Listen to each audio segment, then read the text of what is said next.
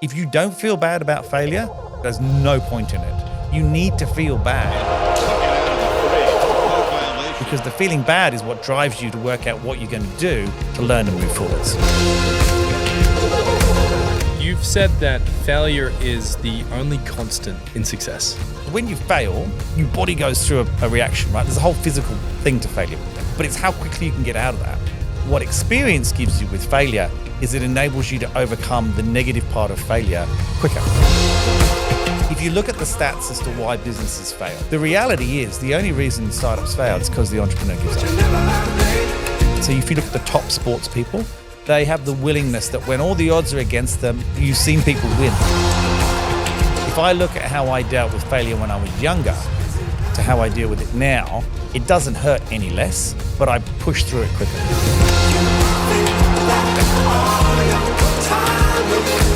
My life has been crazy up and down, and it hasn't necessarily worked out the way that I would have thought. I think that's what makes humans happy, is new stuff. Once they overcome the fear of learning, then I think you become happy. You've said that burnout isn't caused by hard work. It's caused by misalignment. What do you mean? So I think this episode is brought to you by Wix Studio. Here at the Agency Podcast, we're building a community and we would love for you guys to be part of it. So we would love to hear from you. What are you enjoying the most? What would you like to see more of? And what do you think might be missing?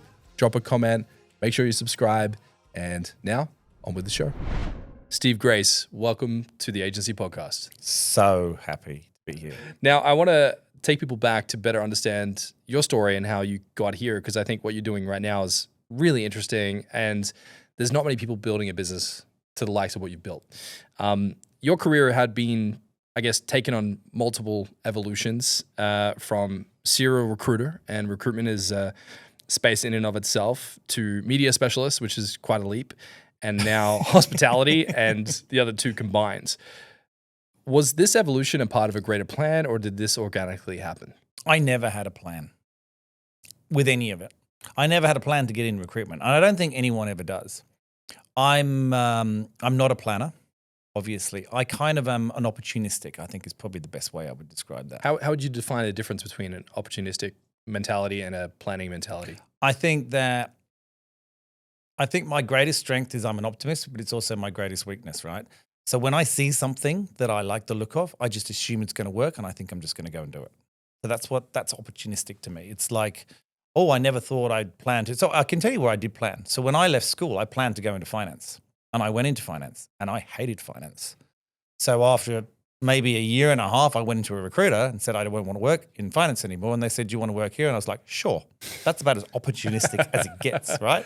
And with the media, I think we can talk about that in a bit more detail, but I fell into that. And with the hospitality, I fell into that. Those were not plans. Those were things where I saw something, I liked it, and I went and did it. I was recently having a conversation with Daniel Priestley, and Yes. he went to Necker Island, and he was spending time with Richard Branson. And he said to me that the thing that surprised him the most about Richard Branson was that he was extremely fit for a 75-year-old, would run circles around most 20-year-olds with how fit he was. Secondly, he's very simplistic in his mindset of how to do business. And it basically dwelled down to he would fall in love with a problem and fall in love with the idea of solving a problem. That was it. And his personal brand strategy was just get on the front page of the papers. Do you think that simplifying opportunities as what they are allows people to be more successful as an entrepreneur? I think it depends on the person. I think for me, yes, I'm a very simple person in the way that I think. I don't overthink things. I don't like complicated things. So if I see something, I will always just try and simplify it. Like if there's a problem, I'll go, well, why is everyone making it so complicated? Let's just break it down to the bare minimum. That's just how my brain works. But then there's plenty of people out there where they can't cope with that. They want to get into the depths. They want to do the research. They want to understand every part of it. I'm not like that at all. So I think if you're like me, absolutely. I think if you're not like me, then it could be the worst thing ever. So I don't think there's a right or wrong way to do entrepreneurship. I think entrepreneurship is based off the individual that's doing it, and it's done in so many different ways, which is why I hate these books that tell you this is how you do entrepreneurship, because entrepreneurship is a completely personal thing. It's never the same for anybody. And the way you do it is never the same. And there's no right or wrong. There's fundamentals, but they're more business fundamentals than they are entrepreneurship fundamentals. I don't think there's such a thing. So when you think about someone who's on a journey to becoming an entrepreneur, and let's say that there's no rule book per se, there's one way of doing things for themselves. What might some of the fundamentals be, and then what might or should the mentality be around preparing oneself to create that one-of-one journey? You can't prepare yourself. It's like having a child. It's impossible, right? I think it's traits. That's what I think it is. I think to be an entrepreneur, you have to have certain traits. You don't have to have all of them. And entrepreneurship comes in varying levels as well. You get people who start loads of things and everything different. Or you get people who do the same thing all the way through. So again, it's such a, people use it as a word, as a definitive thing, but it's really just an adjective, right? It just describes a way of doing things and a way of working. And I think entrepreneurs are people who can really cope well with ambiguity. They can ride ups and downs better than most. I won't say well, because I don't think any of us ride it well, but they can ride. They have the ability to deal with the stress and continue on. I think that's probably the key thing you need as an entrepreneur. You need to be willing to have no idea where you're really going and how you're going to do it, and still take the step. But then you have to be really willing to commit to it and believe in it, because if you don't believe in it, it ain't going to happen. So what is the trait of believing in something before it exists? That's a great question. I think it's the willingness to be able to push yourself when there's really no logical reason to. I think it could be, so you see people in sports that do that, right? So if you look at the top sports people, they have the willingness that when all the odds are against them, let's say it's a tennis game, right? They're 2 sets down and they're, 5-love down. You've seen people win. Like most people would not have the strength to be able to push that through. And there's part of that mental, but I think mental strength comes into everything. I think entrepreneurs have their backs against the wall all the time. If you look at the stats as to why businesses fail, like startups, for example, if you really look at them, there's always, lack of funding, market change, all those kinds of things. The reality is the only reason startups fail is because the entrepreneur gives up. That's it. That's fundamentally it. Because there's always something you can do. Now, if you need to get rid of everyone in your business, go and get a job and do it in the evening, that business hasn't failed. It's still going.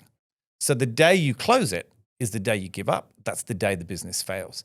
Otherwise, you can go up and down. You can have 20 people, go back down to one, go back down to doing it 1 day a week. But as long as you keep going, it doesn't fail.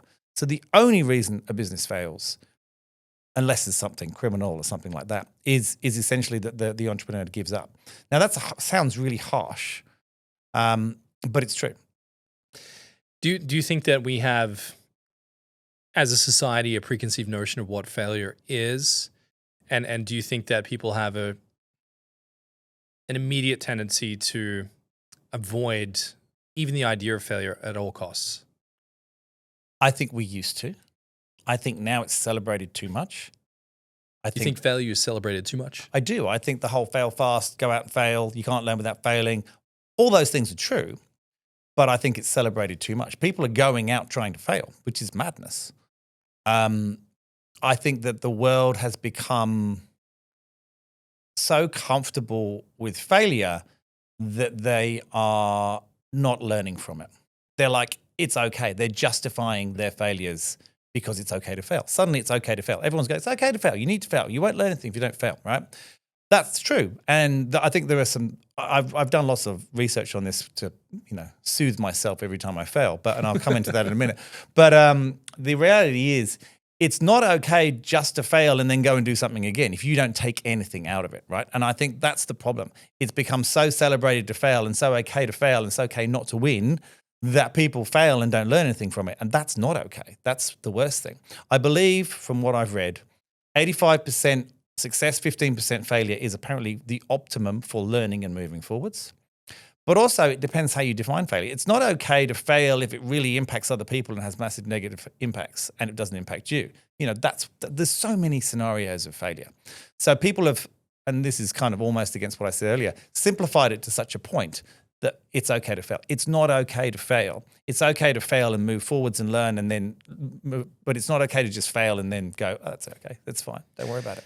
And I think when you think about it,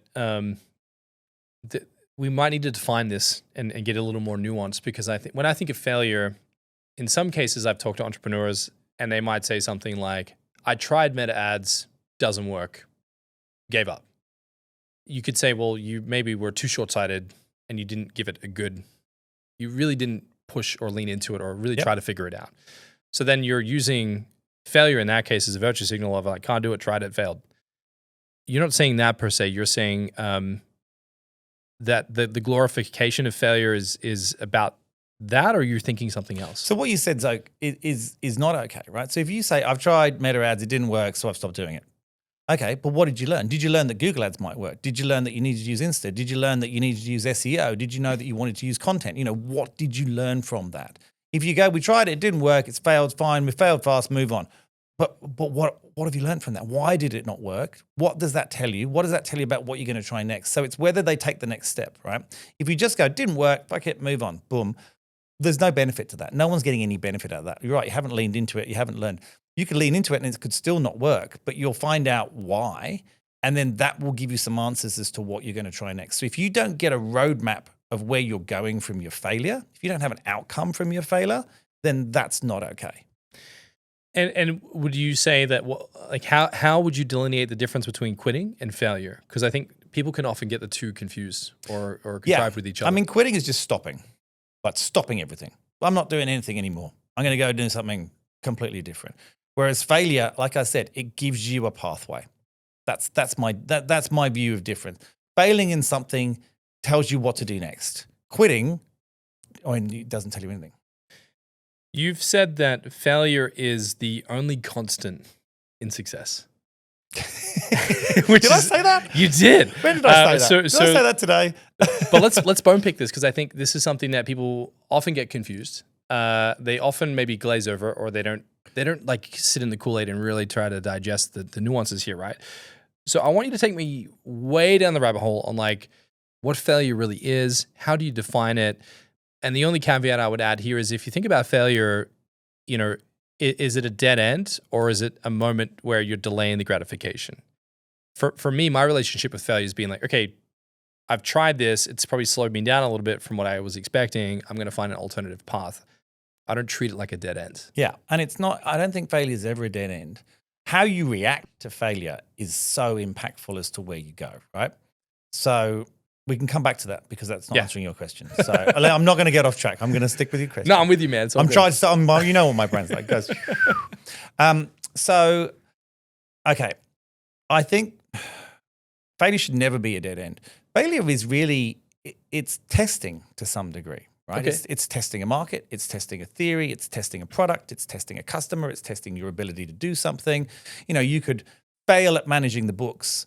So what have you learned? Well, you've learned that either you're going to have to go and educate yourself to learn how to do that, or you're going to have to employ someone to do that. It's giving you options and pathways. So failure really opens up and teaches you what to do next. Success does not necessarily teach you anything. Almost like I imagine like a moment of multiple choice. It's like a checkpoint, and it's like 18 pathways moving forward. We were talking just before about the books, right? Where Goosebumps. Goosebumps books, right? Where you choose where you go and then you go to the next page, right?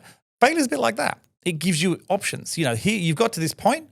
This is what you've learned. What are you going to do next? It's not a dead end, but there's a choice that needs to be made. A choice that needs to be made. Are you going to, like you said, lean into something and try and learn more about it and maybe push it and maybe you're just not doing it right? Or is it teaching you that that's just not the right route for you now? You need to go over and do that route over there. That's what it is. It's a pathway creator in some respects. Oh, I like that. A pathway creator. Yeah, I just came up with that too. I like that too. Yeah, I'm going to say that again. again. Got a ring to it, Not man. today. I'm going to say it tomorrow. But I think that's what it is. I think it gives you options. But the tough part about failure is when you see those options, because when you fail, your body goes through a reaction, right? There's a whole physical thing to failure, which we can also talk about. But it's how quickly you can get out of that into the direction forwards. And everyone deals with that differently, and everyone needs a different amount of time. And what experience gives you with failure is it enables you to overcome the negative part of failure quicker. That's what I think. I think that if I look at how I dealt with failure when I was younger, to how I deal with it now, it doesn't hurt any less, but I push through it quicker. How do you push through failure? Like, what are your go-to? For me, Yeah. laughter. Laughter. I'm not a serious person. Yeah. I'm quite, I wouldn't say I'm a comedian, but I look at the comedy in everything. And the easiest way for me to look through failure is to try and make a joke about it and use laughter to change my state, if you like, if you want to use that terminology, which a lot of people do. But I will try and find the funny side of it. But it doesn't happen immediately. And I think I've just learned to understand that when it goes wrong, it's okay as long as I know what I'm going to do next. So if I don't know what I'm going to do next, I'm still feeling terrible. The moment I have a plan, I feel so much better, even though I haven't executed yet, and that might not work either. But I've got something I know I can do. And I think you go back to your question earlier, what are the traits of entrepreneurs? Entrepreneurs work out what to do really quickly. They go, okay, this is the problem. This is what we're going to do. This is what they're decision makers like that, right? They make decisions sometimes on gut, sometimes on experience, sometimes on learning from others. There's a whole bunch of things that create that. But when something happens, they don't sit there and brood on it. They work out what to do next, and that excites them. And then they lose that awful failure feeling. I would agree with this. We even had a conversation with our team here at Rival where we realized in the data that the clients that we had that were startups, that were north of 10 mil, and that were billionaires made decisions at a different pace. So whenever we work with billionaires, they make decisions on the spot. Yeah. And we tell them, you've got 3 days to think about this. They're like, nah, I'll make the decision now. It's this logo. Yeah, why would you take 3 days? But here's the thing is like, I noticed that the wealthiest of our clients make immediate decisions. And you give them the option of delay and they don't want it. Then the people in the middle, they want a couple days. And then the people starting, typically the startup entrepreneurs, they want 2 or 3 weeks for the same decision. And I want to understand from your perspective, because you spent time with people all across the world at all different levels of wealth, why is speed to execution one of the key traits to entrepreneurship? You know what I want to know? I want to know why I make decisions instantly and I'm not a billionaire. And I've always seen it as a weakness. And I didn't know that data. So now I'm going to have to question myself. This is personal data. That's for me later, right? I'm going to deal with that later. So sorry, why does speed, I think, why is speed to decision or speed to action so important to entrepreneurs? Because you haven't got time. You don't have resources and time to make those decisions. You don't have data usually. You usually do something, you're doing something new that no one's done before. So what are you going to learn from? I think that the thing that drives most entrepreneurs, like you said, is a problem or something that they're trying to do or something that they really want to do or something that they feel needs to be done. And it needs to get done now. And that without the ability to get it done now, you're going to run out of money or time or something and create a more difficult time for yourself. And I think entrepreneurs mostly are natural leaders. That doesn't mean they're good leaders. They can be really bad natural leaders, but they're very comfortable leading. And I think if you are a leader, if you make decisions quickly, it gives a lot of people in the team a lot of confidence in you, whether or not you're right or whether you feel confident in that decision. It portrays confidence. And I think you have to portray confidence as an entrepreneur. But you think that that's a fast and immediate remedy to failure, is if you just move on quick? No, it's not a remedy. It's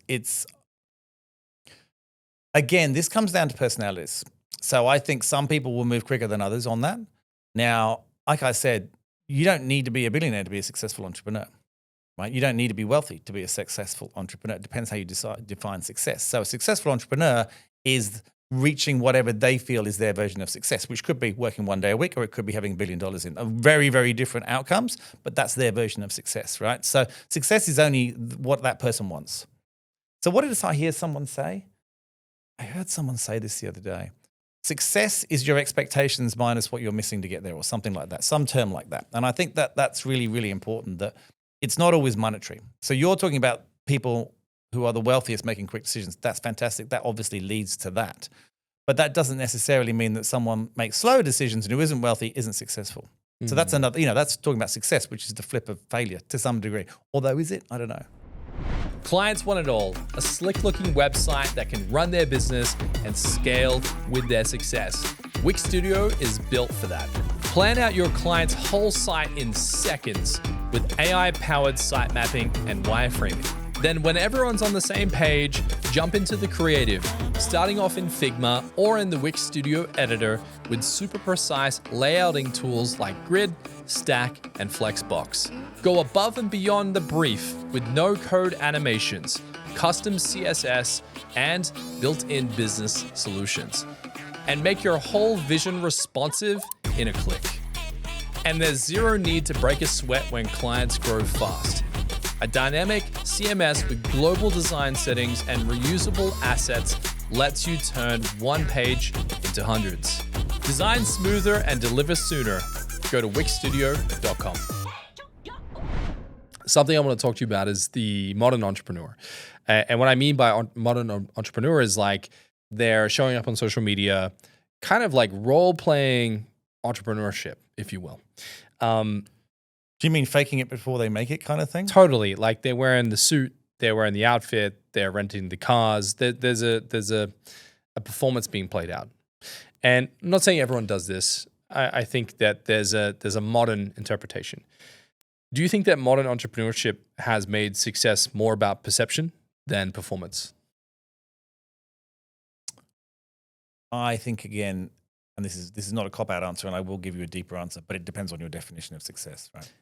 So let's I guess for the sake of the episode, let's define maybe a point on the map of success that we can kind of speak to. Financially free and have all the choices they want. That's a pretty good let's say they definition of have success. $50 million business, they have autonomy and they have freedom. Let's just say that's kind of the point on the map people want to get to.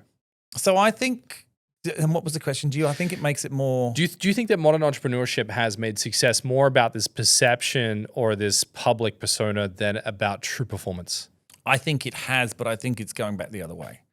So I think people are seeing through that We've now. pendulum through that era, now we're going back. I think we are. And you see that with, if you look at the kids, they don't want to use social media the same way. They don't want to post stuff about themselves. They're much more private. They're almost anti-posting compared to perhaps my generation, who was new for it, would want to post everything because we never were able to, and then somewhere in the middle. But everything from our breakfast to photos in the mirror. Photos of the food.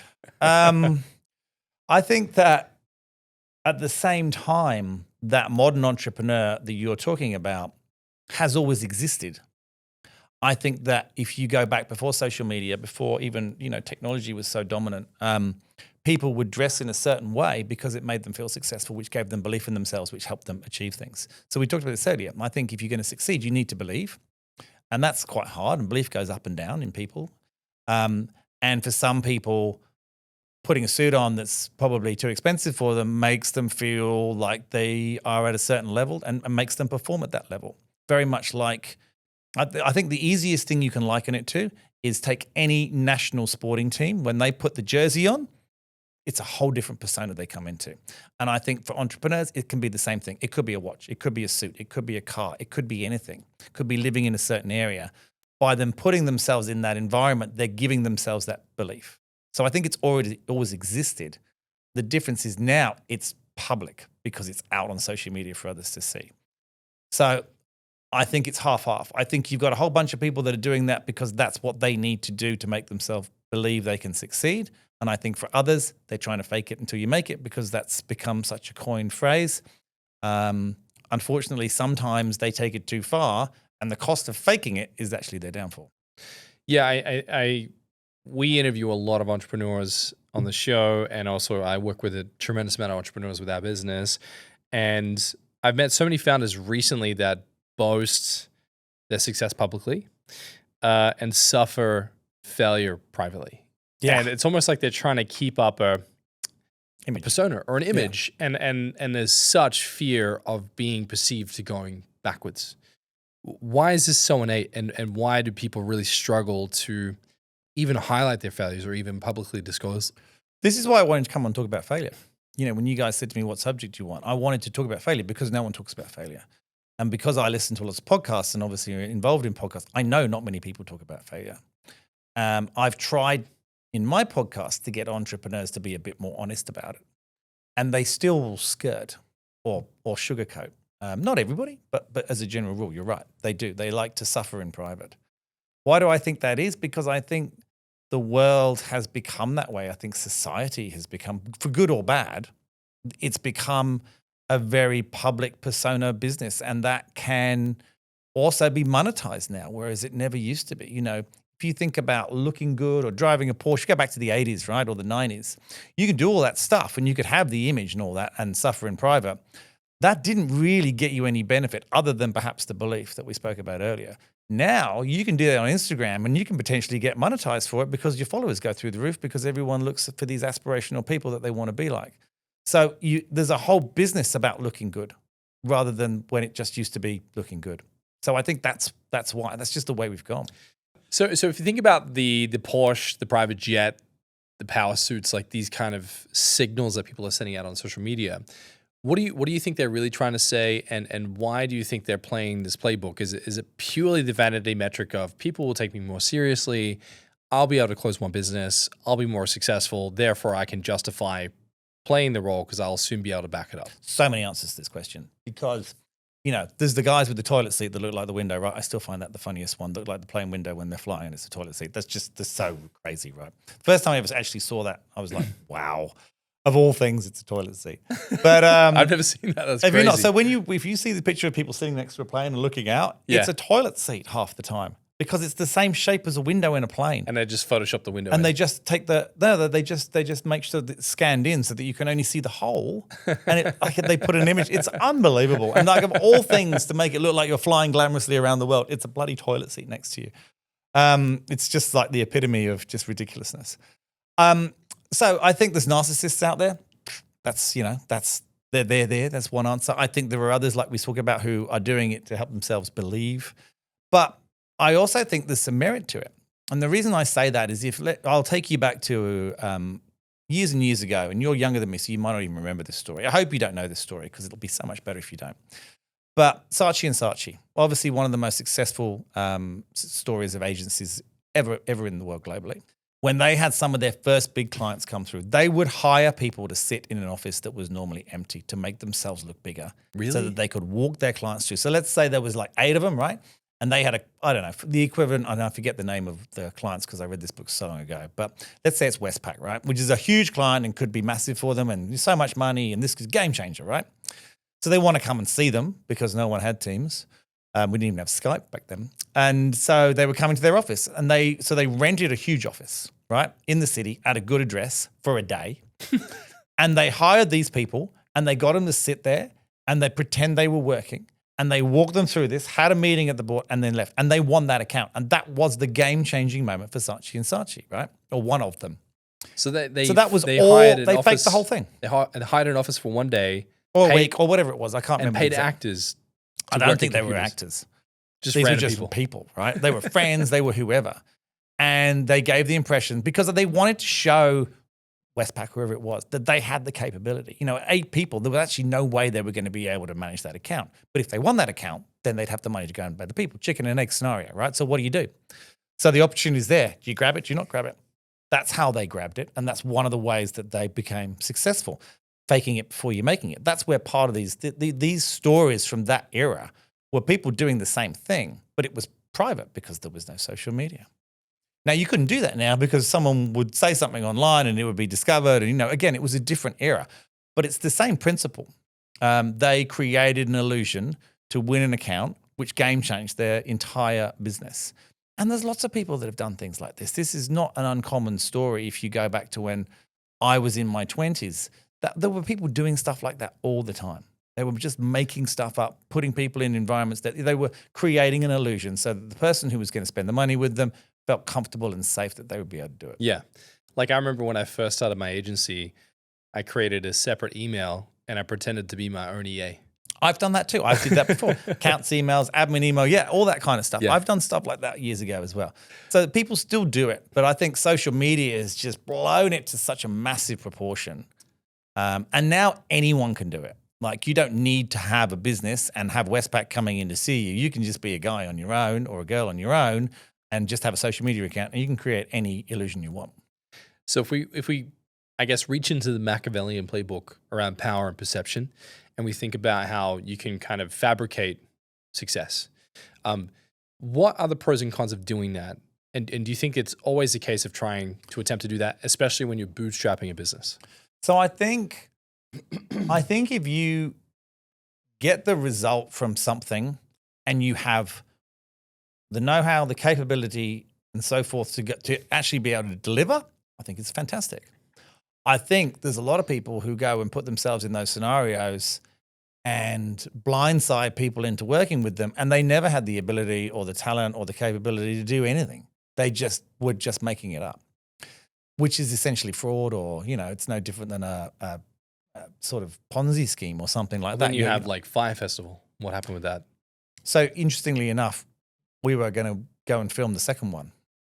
We were in contact with him, and he was, because it nearly happened again. Yeah, Billy McFarlane. And then the whole thing fell over again. And I was like, oh my God. I was like, there's no way this could possibly go wrong twice. And it did. We were literally about to book flights to go and be on the ground to film the behind the scenes stuff. He was talking to us. It was definitely happening. And then a week later, it was gone again. And I was like, that's fucking crazy. Twice? Yeah. I mean, that's boy cry wolf. You've gone too far now. Yeah. So, and that's a great example of someone who's used almost his infamy of fucking it up to make people believe that he would never do it again twice. And so everyone started to get on board again, but then he did. So I think it's a good thing if you actually have the ability to be able to back up whatever it is you're trying to do. And sometimes you need to take risks and you need to do things that are perhaps another great example. Look at Uber. I mean, how many things did he do that were not right to get the business to where it did? Now, he broke the law. I'm not familiar with the story. So the Uber story is, if you look at how he built that business, he broke so many laws with data privacy, tracking people, all this stuff, right, which he was never allowed to do. I didn't know this. And if he hadn't have done it, Uber wouldn't have existed. So yes, he got massive fines, he got caught, he did legal things, it's all wrong. But if he hadn't have done it, we wouldn't have Uber, and that would be sad. So there's this really difficult sort of line where a lot of people break the law. And I'm not talking about really bad criminal things where people die and, people are robbed, but I'm talking about, the regulatory laws or funny laws that are restrictive. People break them to break through barriers to create new markets. Uber did that more than anyone. And if you look at this, he broke so many different laws. Oh my God, so many. And yet he's celebrated. So it's a really tricky scenario. I think he did it because he knew what he had total belief in himself, that's for sure. But he knew what he was trying to do and the only way he was going to be able to do it. And then the laws ended up changing. So the laws were probably outdated. So again, it comes back to there's no yes or no answer to that. I think it's all about your capability to be able to deliver at the end of the illusion. And if you haven't got that, then it's just pure fraud. If you have got that, then sometimes it's just the way to get there. It sounds crazy, though, that the same invested activity can mean two different outcomes, and one means you're celebrated and the other one means that you're a failure. That's an entrepreneur's journey. How many entrepreneurs have taken exactly the same risks and failed and not, and we're talking about failure, and not become anyone that anyone's ever heard of, and how many others have and taken the same level of risks, but maybe at a different time and are celebrated. And yet as individuals, they did the same thing. As we know, and I believe this more than anything, mainly from experience, luck and timing are a huge part to success. And any entrepreneur who says that they didn't have luck and timing is just lying. Because if you haven't got luck and timing, you can execute as well as anyone and you can still not get to where you want to. But if you've got it and you execute well, because you can't just have luck and timing, you actually do need to do the execution, then you can be celebrated and be one of the world's best entrepreneurs. And I've got a lot of very wealthy friends, and all of them would agree that they are wealthy because of luck and timing. Yes, they executed, and yes, they saw the opportunities, and yes, they, all those things that you also need to do. It's not easy, but if it had been 5 years earlier or 5 years later, they might have got nowhere. So taking all of this arbitrage of activity and outcomes and putting it together for yourself, what are some lessons you've learned personally from failure that you could maybe divulge or even air out your dirty laundry, if you will? Because you talked about how people have a proclivity not to do that. But let's maybe tackle some of that, because I think that there might be a particular event that you've been involved in that we could learn from. Well, how many do you want? I mean, if you want to call it, the failures I've had have been many. What's perhaps a not so fresh, but a recent, reasonably difficult situation you've been in that eventuated in a better outcome, but you couldn't see it at the moment? eventuated in a better outcome. Yeah. Okay. So if I go back a couple of businesses, I go back to my first business. I'd sold it, right? And I wasn't working and I wasn't sure what to do. And I'd had my period of not working, which you have to have when you sell a business in the industry. And a friend of mine had started a business and was really struggling because he's not a very good people person. And so he was just churning stuff, right? So I said, and the business was like, I don't know, probably turning over just under $1 million. I said, I'll buy half because I had some money from selling the other business and I'm not very good idle. So I bought half the business and we scaled it to 50 mil, right? Over 7 years, which was phenomenal. For a variety of reasons that I won't go into so that the people don't necessarily identify that individual. He had some personality changes, which caused a lot of problems for us. I'm a very emotional person. I'm, like I said to you, I'm not strategic because that's probably, I don't want to say that because I am strategic and I do think about strategy and how to achieve things. But I'm also incredibly emotional, and if something upsets me emotionally, I react to it.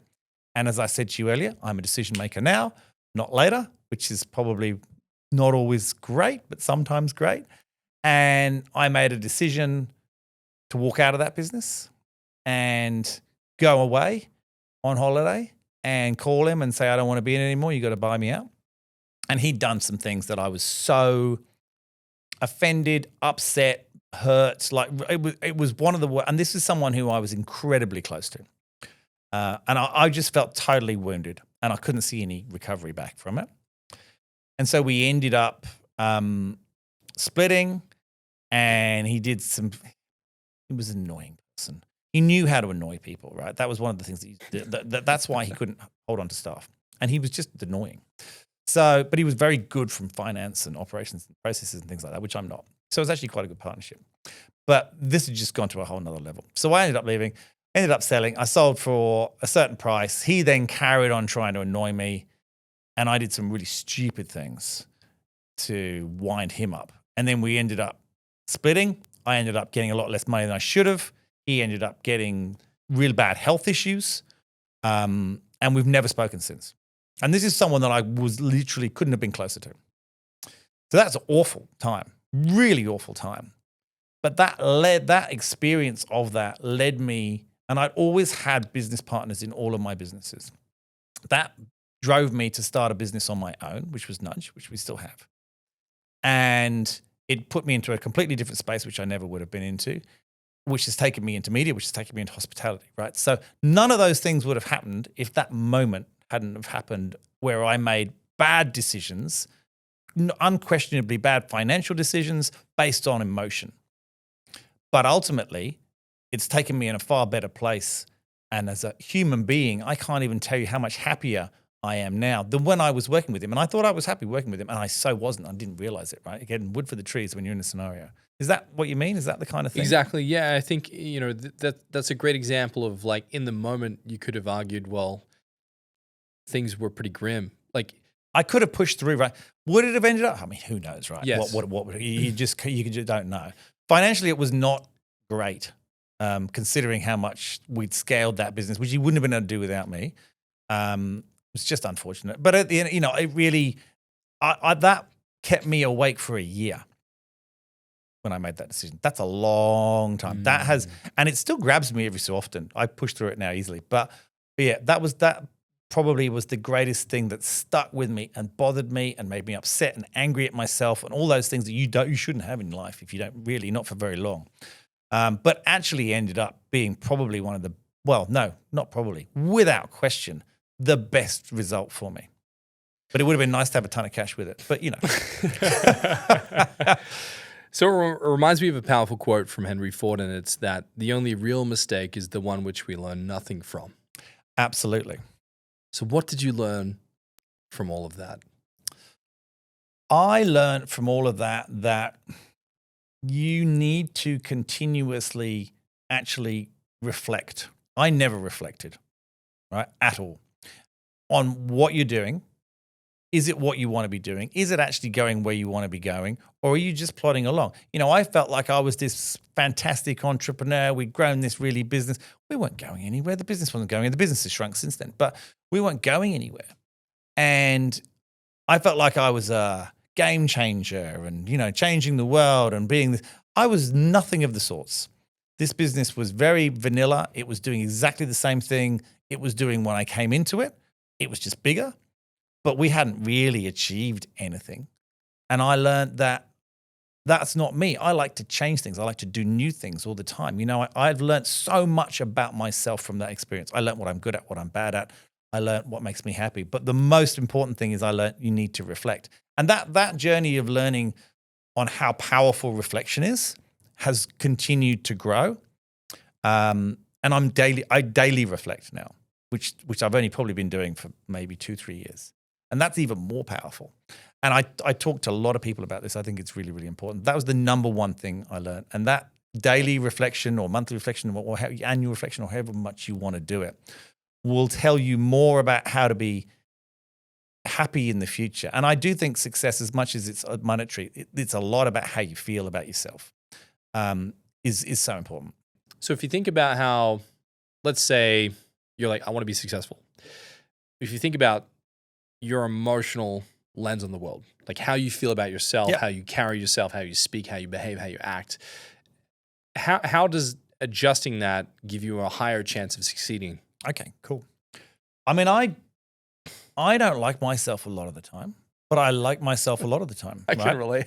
So, and I think everybody's like that. And I think the times I don't like myself are not periods of growth and not periods of success in the business and not good for anyone around me. So if I'm not reflecting, then I'm not realizing what I'm doing wrong, and then I can continue doing things wrong, and that can disrupt that can disrupt your ability to achieve things. It can disrupt your relationships personally, whether they be business or personal. These have huge impacts, and these have greater impacts on your life, which again, it's basically you go into a downward spiral rather than an upward spiral. Very easy to do. I'm much better at getting myself out of downward spirals than I used to be. And this comes back to when we were talking about failure. When you fail and you get your hot flush, right? How quickly before you have your roadmap?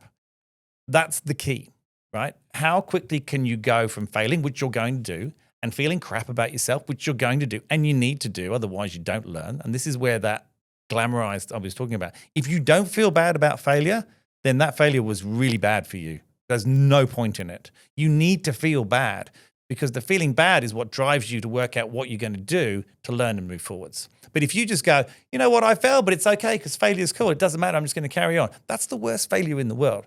But failure where it really hurts you and it wounds you, you have to learn something from that. So you need that. But then the period of time it takes you to get from that, I'm wounded, I feel like I've just been shot through the heart, to creating a roadmap and feeling positive again. The quicker you can do that, the quicker you're going to be, or the more successful you're probably going to be, I would say. Have you heard about the story about the two old men on the porch and the dog? I haven't, but I feel I'm about to. If you've heard this, I apologize in advance, but I don't think I have. There's a parable or a poem that goes that there's two old men on a porch on rocking chairs, and there's a dog laying on the porch, and the dog's moaning. And one of the old men says to the other, "Hey, why is your dog moaning?" And the second old man goes, "Oh, he's laying on a nail." And the first old man goes, "Well, why doesn't he just get up? He's just laying there on this nail moaning." And the second old man goes, "It doesn't hurt enough yet." I think there's something deeply poetic about suffering and what that leads to. That moment of like, I've had enough. That's it. Like, that moment you had where you're like, I'm out. Yeah. So why is pain so crucial to success? Like, why is it that people have the deepest, darkest moments tend to have the highest motivation for a big outcome? You don't learn without pain. You don't. It's nonchalant. I failed, doesn't matter. What have you learned? Nothing. Because you're nonchalant. It hasn't impacted you in any way. It's like, I don't know, it's like a wave just came in and you're not a surfer. You don't care. Like it doesn't, how could you possibly learn? Whereas if you're a surfer, you're looking at how the wave's breaking and you're learning how that breaks, and you're gonna get better on it, right? It's the same sort of thing. I think you need pain. Pain makes you seek something. It makes you seek comfort, makes you seek pleasure. Like if you're in a painful position, you either downward spiral or you go and seek a way to not have pain. I think any human who's in pain seeks a way out of it. Now, there's good and bad ways out of it. You can look at drugs and alcohol. They're a way out of it, not a great positive way out of it, but they're a way out of it. I think successful people seek a way out of it in terms of, for me, I need to know what I'm going to do to change it. That's what I need to know. And I think entrepreneurs are in charge of their own lives. That's the best part about being an entrepreneur, in my view. The number one benefit of being an entrepreneur, sounds so bad, is I feel like I'm in control, even though I'm really. But I feel like I am, and I can change something. If I want to change something, I can change it. If it's not working, I can change it. If I'm not happy and it's making me sad, I can change it. I'm in complete control. No one's telling me what to do, right? Whether I make the right or wrong decisions is a completely separate matter. So that's the number one benefit. But I think anyone who's in any kind of pain will seek a way to get rid of that pain. So the pain is the way that you learn, because you'll go, okay, I hate this. What am I going to do to make sure I don't feel this again? And those are probably the ones. So I think this is a great question relating to the dog. If it's a little bit of pain, you might go, I don't like that. I'm just going to change this. You complain about right? it. You complain about it. You complain about it, or even you might just change it. You might say, right, I'm just going to do it this way, or I'm not going to do Facebook ads anymore. It annoys me. When it wounds you to a point where the pain is unbearable, you go, I never want to feel this again. And that's where you really learn, because it's not, I just want to get rid of the pain now. It's like, I never want to have this pain again for the rest of my life. How can I make it so I never get this pain again for the rest of my life? That's a huge piece of action, as opposed to, I'm not doing Facebook ads again, or I'm going to get up off the nail. Yeah. So the deeper the pain, usually the deeper the reaction, same thing in everything in life, right? So if you think about entrepreneurs that you spend time with, would you agree that they're more sensitive than most? And what I mean by this is, let's say, and I've seen this before, where the most entrepreneurial people I hang out with, they're like, something really tiny will really piss them off. And then there's like a high agency of like, someone should do something about this. And then boom, they've got an idea, then they're raising capital, then they're injecting into it.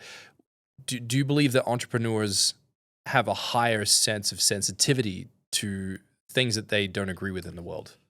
Whether you call it OCD, ADHD, diversion, and all of the different terminology that exists, right? I think entrepreneurs are sensitive to things that drive them fucking nuts. Yeah, I think most entrepreneurs have a lot of quirks. Most entrepreneurs are either they're obsessive about something, and it's not always what they're working in. Not always. Like, you get entrepreneurs who see an opportunity, who go with it, but the most annoying thing for them is the guy who leaves his pen sideways on the desk when they should be vertical. Or I have a girl who works for me. You put anything on her desk, right? You know where the lines are on your desk? Yeah. She fucking loses her shit. Like, anything. Like, I'm very neat. I'm a neat person. I don't like mess. It drives me nuts. I don't like things being angled. I'm very particular about a lot of things. But then I'm completely casual about so many other things. And they don't necessarily relate to my work. So I think most entrepreneurs have an element of that within their brain chemistry, yes. And then they have a higher threshold of like needing to do something about it. They're less tolerant. Is that what you mean? Yeah. So if we think about the traits of entrepreneurs, like, what have been the most prominent traits you've seen that leads to the highest velocity of success financially? They say the most successful people in life say no to everything. I hear that all the time. Really? Yeah. And that is because they're so obsessive about the one thing. And I think there's an element of truth to that. I think if you look at people who just want to focus on one thing and everything else is completely irrelevant and they don't care. Like, so it's no to dinner, it's no to wives, it's no to children, it's no to saying hello to someone, it's no to everything. I'm just doing that. Of course, you're going to have more success because you're putting every piece of energy you have into that. Whereas if you're putting half your day into that and half your day into that, you're never going to achieve the same amount of that as the person who's just doing that. So that's not necessarily a good thing, because I think personally, I don't think that's a particularly enjoyable life, but that's me. I like balance. I like lots of things, but I can be obsessive about lots of things at the same time. So I think tolerance is probably the wrong word, but I think obsession to some degree about something. Take my latest business, Pillars. I don't know anything about hospitality, but and when I say I don't know anything about hospitality, I don't know anything about running hospitality, but I know how to enjoy it because I love enjoying hospitality. So I am obsessed about the experience my members have because that's my knowledge. And I want to paint a picture here because I would agree with you. Like when people say this, you're like usually like, yeah. But in your case, I remember showing up to the location, and maybe you just need to add some context here because I think what you've created is fantastic. Coming to the pillars? Yeah, coming to the pillars. Like when I first went there and you took me through the building, it felt like I was at Hogwarts.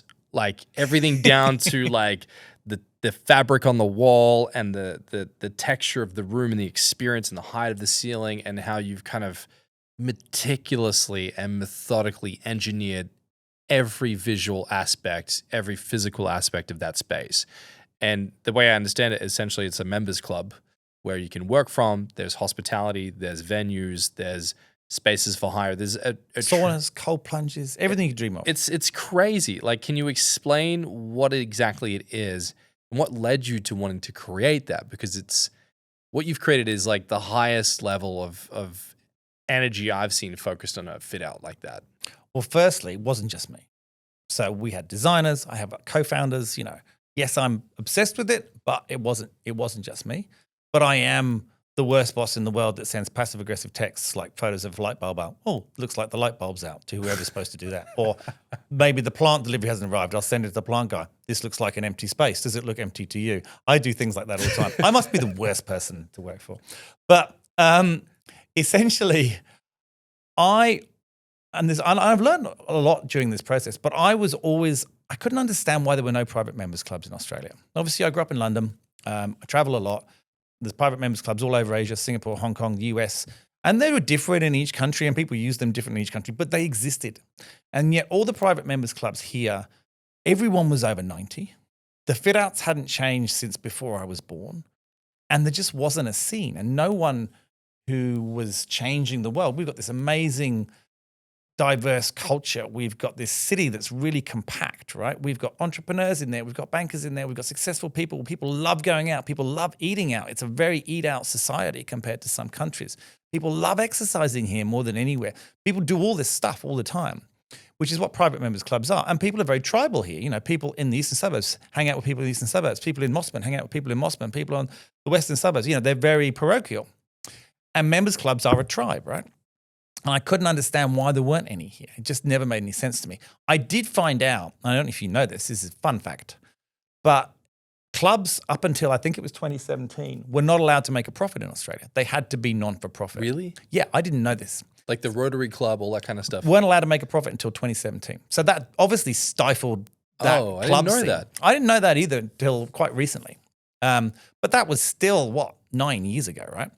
So I was just like, why aren't there any? And then I discovered this club called Cub, which was a networking club, but they just had one space. It was a workspace. You kind of met there and it was great and it was networking, but it wasn't a private members club. It was like YPO or EO or all those other networking clubs. It was there to help you network with business owners, which is fantastic and we need that, but it wasn't a space. It was a networking club. And I just couldn't understand it. And I used to talk about this all the time. And then I was with a friend of mine who is an interesting chap in himself in that Matt Brown, he is an exited tech founder twice and now runs his own VC fund. And we are always coming up with stupid ideas.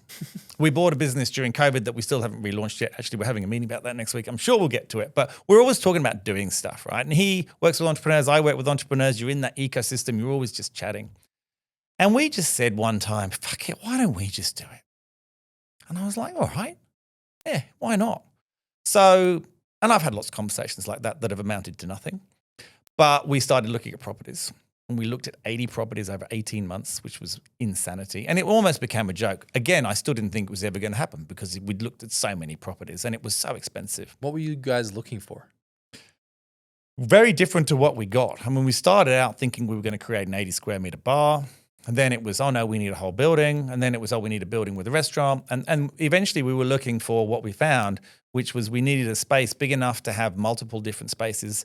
We wanted it to feel like a home, but we needed to have a public restaurant down on the bottom floor. So there's not that many buildings that have the ability to do that. So it became narrower and narrower. And then this insane building came up. And it was the first time the building had been completely empty, as in the whole building was available in ridiculous amount of time, 50 years. Something. And it's an old building. So just to describe this for people, it's like it was the first ever bank in Australia.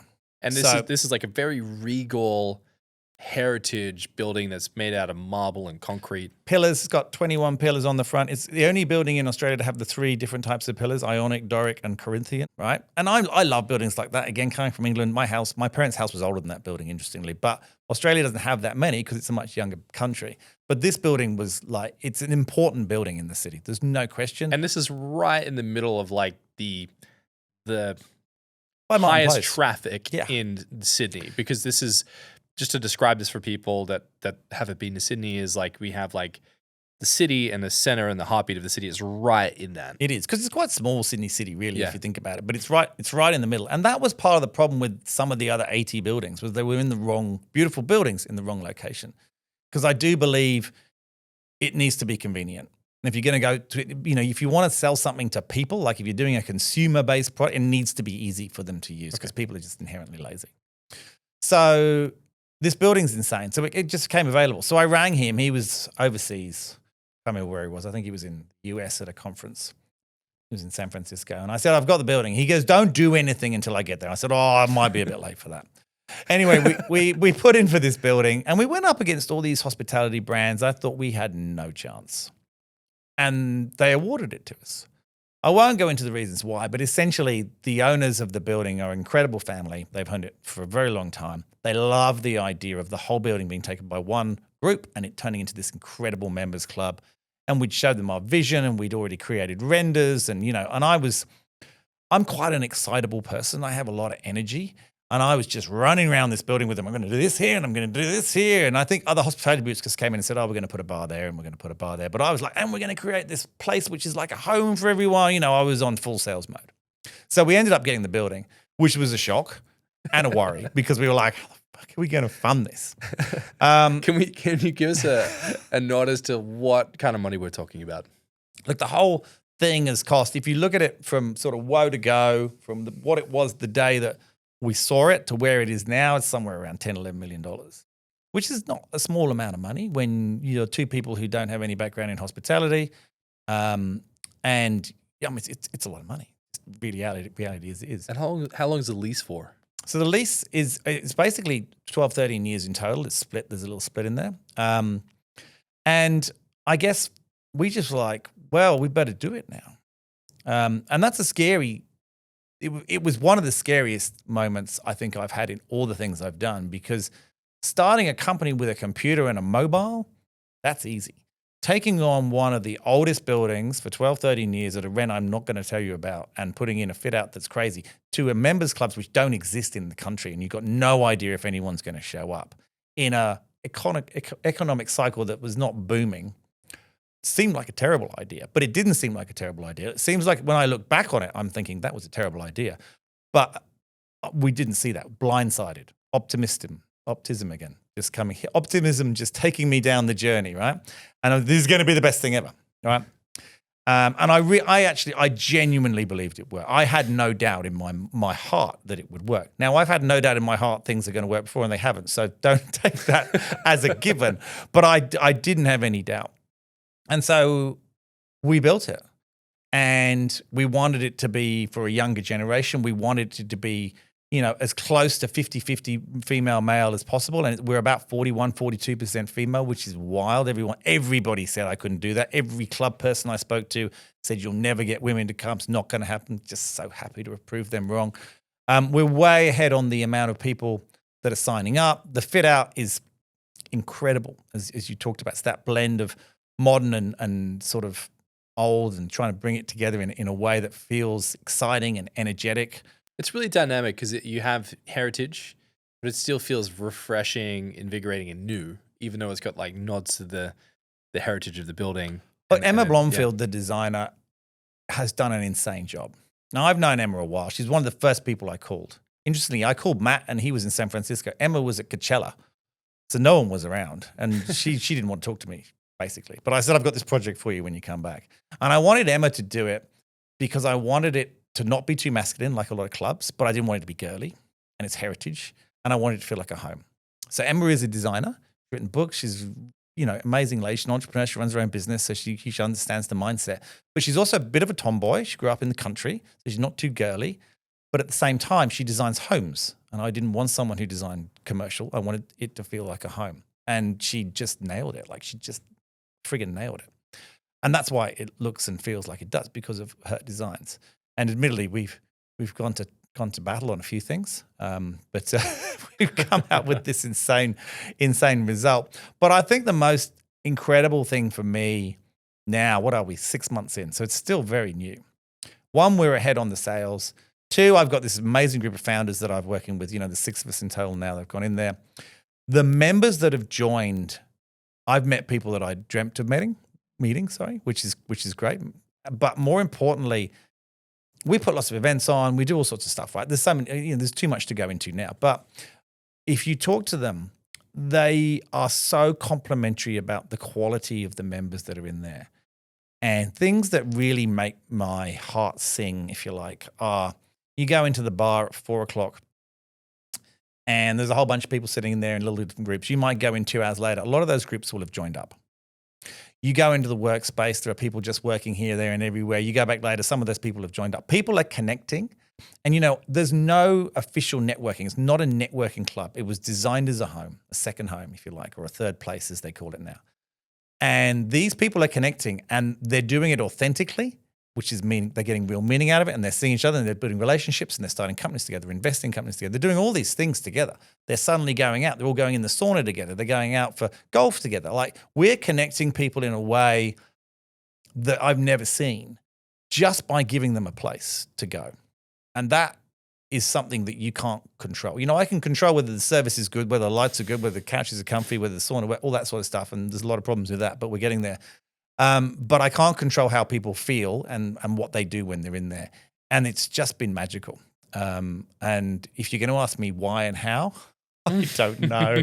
I kind of know, but I don't know. It's too early, but I think the quality of the people, the feeling that building has naturally. Buildings have feelings. I do believe that. Buildings make people feel a certain way. That is just such a nice place to be. I don't know how you felt when you walk in, but it feels very comfortable.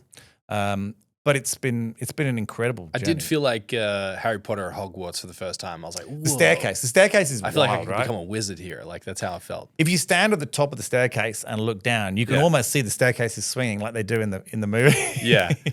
I want to understand better, like, back to, I guess, our conversation around failure. Yeah. I don't want to get into the failure part of this just yet, but I want to understand, like, what was the pinch that led to this happening? Other than the conversation you had with your friends, what was the true pinch of, like, we have to do this? Like, there's no going back. I got really frustrated with networking clubs. Like, take me into the exact moment. Like, what happened? I think typically, whether it be Cub or whether it be YPO or whether it be EO or whether it be any of the other ones, there's so many, right? They all have a place. But for me, as an entrepreneur, and I don't know if this exists in every entrepreneur, but I think it does, I hate being told what to do. I hate it. Nothing upsets me more. My instant reaction to being told what to do by someone, hairs go up on the back of my neck, I don't want to do it, even if I actually do.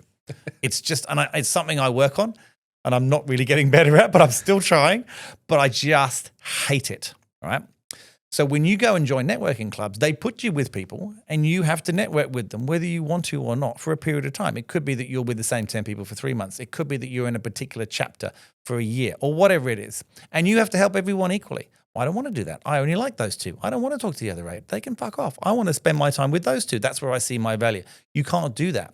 So I felt like I wasn't in control. I felt like I was in school. Now, I got a huge amount out of those clubs, particularly Cub. Cub was great for me at a certain period of my career. It was amazing. And I still have so many connections that came from that. But I have so many more that I got nothing from. And so I wanted to remove the structure because, as we've talked about, I'm not a structure person. And I wanted to take away what I feel like was forced time with people. And this was authentic relationships that develop naturally. That's what I wanted to create. So when I left sort of these clubs and stopped doing any of them, I really wanted to create a place that was like going to a networking drinks all the time, but not just drinks, because some of the best networks I built are through sport, running, whatever, swimming. It could be fitness clubs. It could be going to the movies. Who knows, right? You build relationships in the strangest of places. So I wanted to create a place where there was no, there were bars, sure, and there were outdoor spaces, sure. There were places you could read books, you could play backgammon, you could work, you can have a cold plunge. You know, it doesn't matter what you're doing. You never know when you're going to meet someone. I wanted to have a singular place where people could come, and I wanted to have somewhere, and I felt like nearly all the places in Sydney particularly, but really across Australia, were designed for people to succeed. But there was nowhere to go when you had. Ooh. All right? Yeah. When you've succeeded, where do you go? You stay at home or you hang out at your mate's house. There was nowhere to go where you'd succeeded and you want to do something else and you want to meet other people who understand what it's like to have succeeded and hang out with them, who aren't going to bug you and go, how do you do this? How do you do this? How do you do this? I want to learn. And there's nothing wrong with that. You can put that into your life whenever you want to and you should. But somewhere where it was safe, when you could just go and it was private and it was discreet and there was a whole bunch of other people like-minded there from all different warps of life and see what happened. That's what I wanted. That was your nail. Yeah.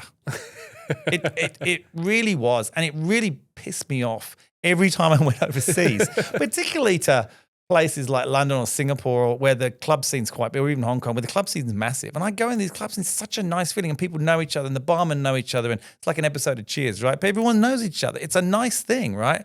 We are tribal. We want to feel like we belong somewhere. And success almost alienates you from people. Why does success alienate people? Because, like we said, there's nowhere to go where all the successful people go. You have to be either friends with them and know them and go out to dinner or go to the house. But if you go to any sort of working space or literally anywhere, and let's say you're a successful person, but even more so if you've got a profile, all people want to do is suck that out of you. And that's great. Nothing wrong with that. Right. But you don't want to do that all the time, right? You don't. You want to get something from someone else.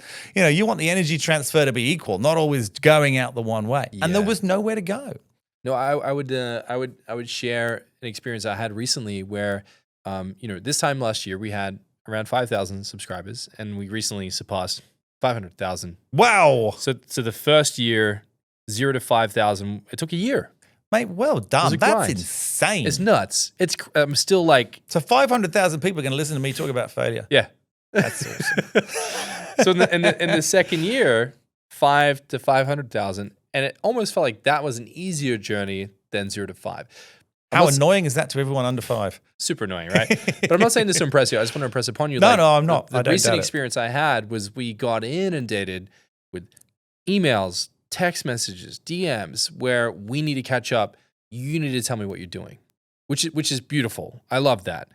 However, at the same time, there is a feeling of like, well, why should I? I figured it out. I bled, to find a way to do this.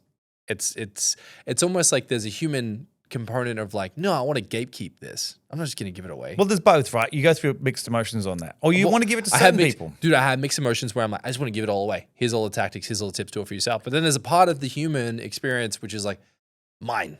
Like, I made this. But right? also, what about you going from 500 to 10 mil? Don't you want to know how to do that? Yeah. So there you go. It's a different journey. Different journey. But the question I have for you around this is, let's say you find magic. You become a wizard and you're like, okay, I found my thing. You seem to be someone who's like very happy to just give it all away and like, here you go, it's all for you. By creating an environment that is for people who've achieved success, it changes the energy. I've been in these rooms. It does. No one's asking each other from a perspective of gimme. No. It's a lot more collaborative. It's a discussion. How would you describe the difference between being in a room of people who are already successful and being in a room where people are trying to figure out how to be successful? What is that? From whose perspective? From the perspective of the successful person? Let's take it from both perspectives. So I think being in a room of peers, if you like. Who've made it. However you define that, right? There's a couple of things. I think one, it's an ego hit in a good way for you because you feel like you belong there, and that's a nice feeling, right? So interestingly enough, there's a member who I persuaded to join who didn't think he belonged there, and he does. And I had to persuade him that he belonged there to join. Now he's in there. I'm saying, now do you feel? And he still doesn't feel it, but we're getting there with him, right? And he does. And that's just his personality, right? So I think that will help him go to the next level once he gets there. And he will get there because he's accepted by all these people who would never have spoken to. And they will speak to him because he's at the club. And they would have spoken to him anyway, but he would never have put himself in a position to. So I think it can actually help your own self-belief, right? It's a bit like I don't know if you've had this moment, but I've had moments in my career where I've achieved things and maybe I bought a house or something like that. And you know, those things wear off pretty quick, right? And that's the reality. But you wander around there for a while and it makes you feel, you go, you know what? Like, I did this. That's a really nice feeling. I think the club gives you that all the time. I think that's a really nice thing. But I think it's a very relaxed exchange of energy. It's very equal. I don't think there's really anyone in there, and we obviously screen for this because you can't just join. You have to pass our criteria, and that's not. There's no written criteria. It's a thing, right? You know, we don't want to take. We've said no to a lot of wealthy people, successful people, because they're dickheads. So we don't want that, and that whole, you know, getting the right person in there. They're not necessarily looking to gain anything from someone. They're not necessarily looking to give anything. They're just looking for interesting conversations, interesting people to hang out with. That's what they're looking for. Now, I want to talk to you a little bit about burnout because you've touched on this before, the relationship between failure, quitting, burnout, entrepreneurship, high agency, creating things. You've said that burnout isn't caused by hard work. It's caused by misalignment. What do you mean? So good angle to go down after that, because I'm running obviously lots of businesses. So I've had burnout a few times. Burnout, I think, is caused, in my view, when you're doing something that you're not wanting to do to get to an end result. Give you an example, because that's a really vague answer. Early days of a business, right? You're doing a whole bunch of shit you don't want to do because you have to, because you haven't got money. There's no one else to do it. You're the Stanley knife. You're doing it all, right? And that's, you can hit burnout. Now, the whole purpose of early stage businesses and getting through that is you have to go through that period, and it's sustainable for a period of time, but it's not sustainable forever. So then you hire other people to take those things off. That doesn't necessarily mean you start working less hours, but it means you start doing the things you're good at. And that's when I don't necessarily think burnout always hits you, because I think when you're doing stuff you really love doing, it doesn't weigh on you as much, right? When you're swallowing the frog, kiss the frog, whatever that saying is that everyone talks about. I should stop dropping those answer notes if I don't know what they are. When you're doing that and you're doing things that you don't like and you're having to work hard, it hurts your brain. It weighs on you. It's not fun, right? It's really laborious, I think it drains your energy. When you're working maybe till 1 a.m. doing something you love, your energy is pumped, right? So I don't think you necessarily get the burnout. Now, when I grew up in an era where it was a badge of honor to work crazy long hours and never go to the gym and not eat and drink shitloads of alcohol, right? So fantastic environment to grow up in. A lot of fun when you're young, but not so fun when you get older. And it took me a lot to get out of that. And I don't work quite the crazy hours I used to work. I work every day because I really want to, because there's something in my head I want to do that day. It bugs me. So I sometimes know that I need to not work. So I have a few rules and guards I put in place now to stop me doing that. I'm very religious with my exercise, which I didn't used to be. I love exercise. I went away from that in my early years of entrepreneurship and really just didn't do any. Luckily, I have a high metabolic rate, so I never put any weight, so no one knew, but I was not healthy. Now I find that I'm much more productive. I'll do a form of exercise every single day, right? Literally every day. When he's here, because at the moment he's away, we'll train every day nearly together except for Sundays. But I think that's really important to take the time to do that. So I find that I like to get up really early. I like to work, and then I go and do my exercise, and then I get into my day with other people so I can do stuff at home when I need to think. And then I'll come home at a relatively okay time. I'll have some break, have some dinner, and then I'll work again after that until whenever. I have some rules around that now as well. I don't feel like I'm burning out. Now, I'm working goodness knows out. I'll work every Saturday. I'll work every Sunday. Not all day, but I'll definitely do work on those days. I love working Sundays. I love working Sundays because I feel so much better on Monday because I feel set up, right? Gives me such a sense of happiness. I'm much more stressed on a Monday if I've had all of Sunday off. Madness, right? But that's just how I am. Saturdays, I don't like to do a lot, but I like to just chip away at something. So I don't feel like I'm anywhere close to burnout, but I have done before. And it's when I'm doing things that I don't want to do, but I need to do. Yeah. That's what I mean. That's the long answer. You've shared that you hit burnout so hard that you slept for 30 out of 48 hours once? I don't know why you're laughing. Because you know what? Everything that is terrifying and awful is always funny later. It really is. Don't you think? Yeah. Like all the really horrific shit Yeah. is so fucking funny later. It just is. I don't know why. It's always like Because it's so ridiculous. yeah, it's so ridiculous looking back on it. You're like, I can't believe that happened. Like, what the fuck? Is that even possible? It's not good. There's nothing good about that. Like, there's anyone who's watching this, kids, don't listen to that. Like, if you have to sleep for that long, the damage you've probably done is just terrifying. This is why I've got no hair. I had a full head of hair before I went to sleep, and I woke up. Woke up 30 hours later. It's all gone. I'm just thinking of that movie Jarhead where he's shaving his head. I love that movie. It's a great movie. So take us back to that week. What were the warning signs that you ignored before everything crashed? All of them. So fucking many. What were the warning signs? I don't know if I can think about what warning. It was the way I was doing it. So what happened? Where were you? I was at home. In Sydney. What do you mean? Where was I? What was the event that occurred? What led to it? Oh, nothing. I was just driving. I was going through a particularly driven point in my career, and I said I hate being told what to do. Yeah. I also hate fucking idiots. Right. I just hate it when people are stupid. Now that sounds a really awful thing to say, but some people just do the stupidest things. Like anyone could look at that scenario and go, why would you do that? Right? It drives me nuts. Now, when someone continuously does that, I lose my shit and I take whatever it is they're doing off them and I'm just doing it myself, which is exactly what I tell everyone not to do. The whole founder coming in as the hero, worst idea ever. I've done it so many times. And so I have scenarios in business where there's a really good opportunity and people are just being complete fuckwits.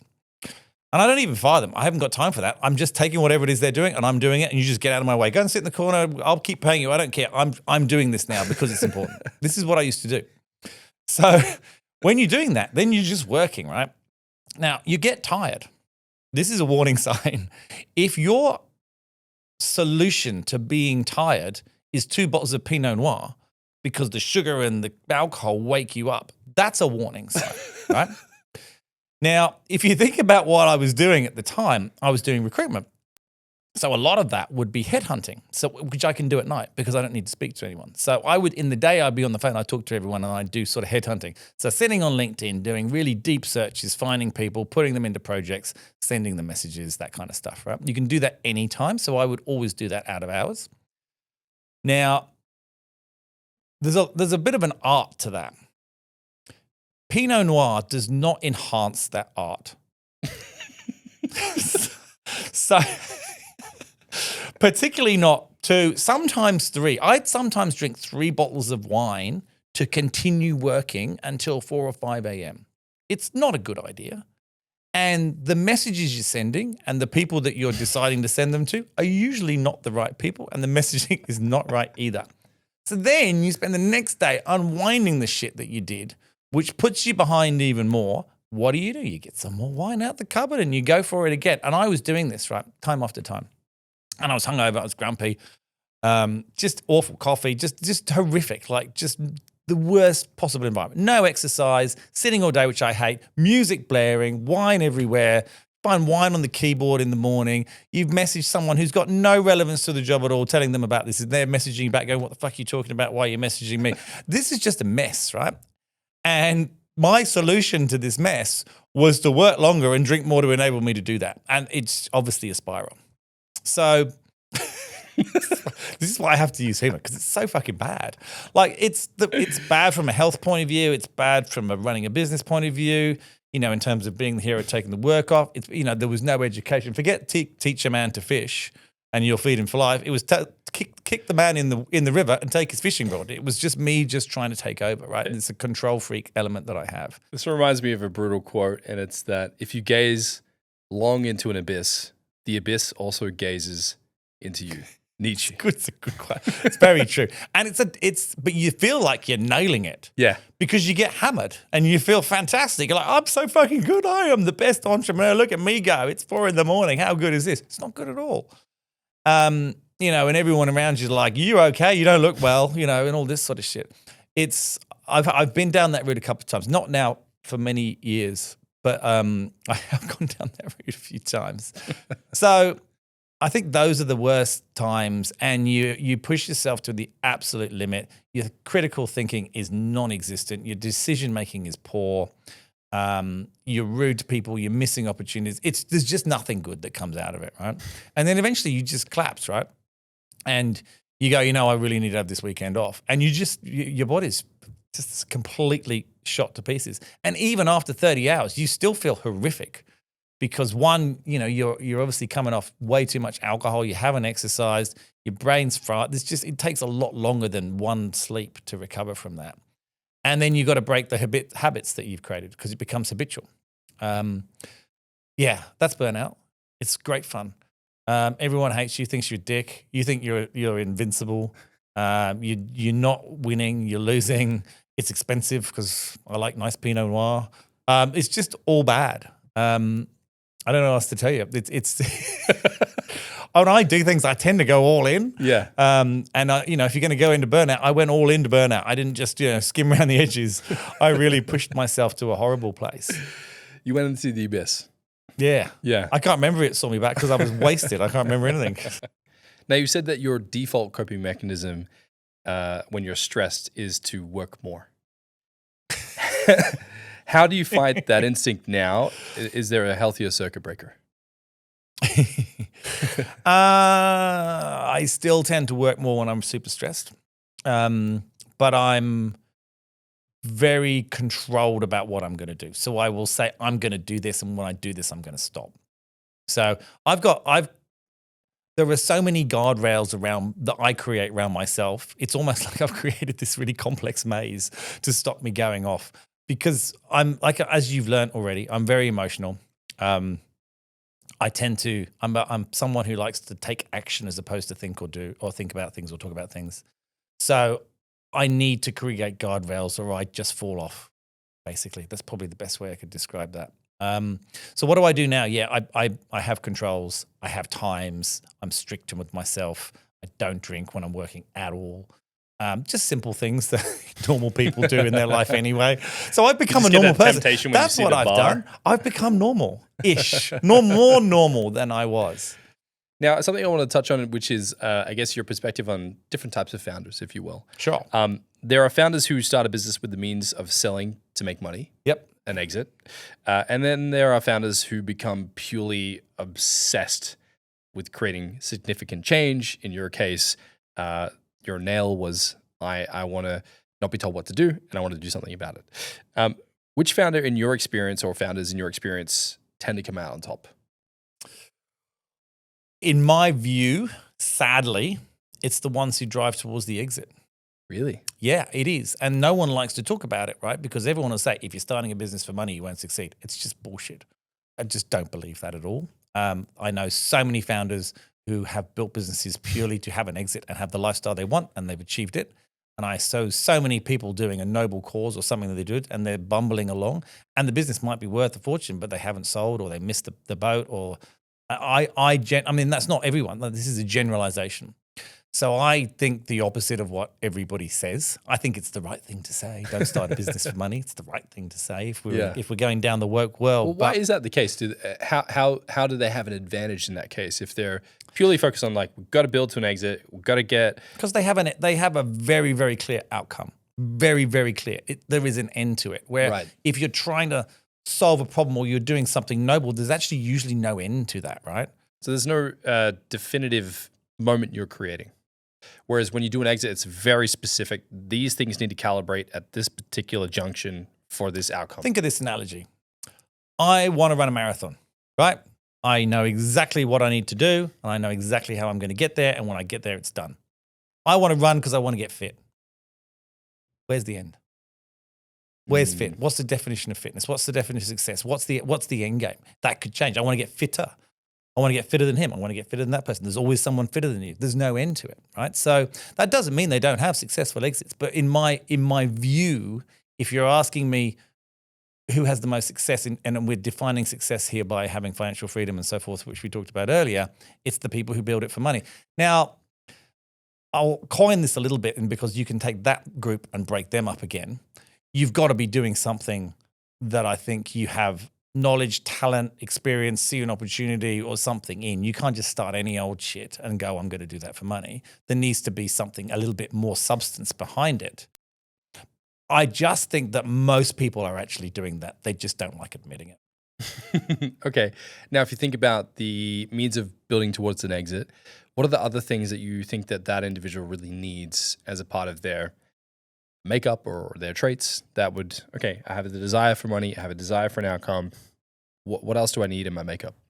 They need to be able to understand what part of them is not going to get them to that outcome and give that to someone else and be really honest about that. So you talk to most founders, they think they're great at everything, but they do know the things that they're not great at.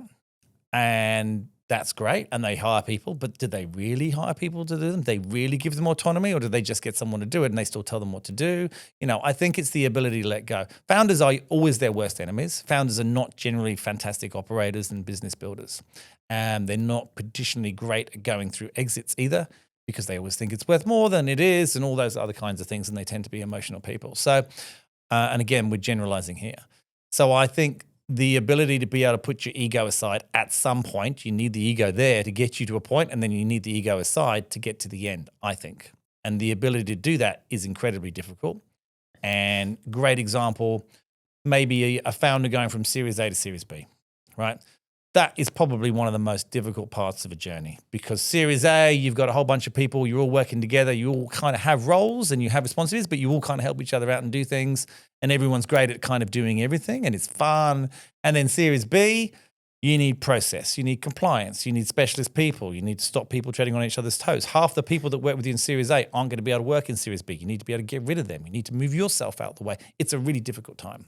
So why is it so difficult to make that transition for so many founders? Because it's a different personality type. There are ones that can go the whole journey, right? We see them, but they're few and far between. Right. It's a completely different personality type. I think even the employees, I think what we don't do very well here in Australia is we don't cultivate early stage specialists, people who should just work in early stage businesses, and then they should leave and go and work in another early stage business, because that's where they shine.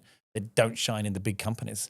And if you're going to have an exit, it's going to be life changing. At some point, you're going to go from startup to scale up to kind of mini corporate.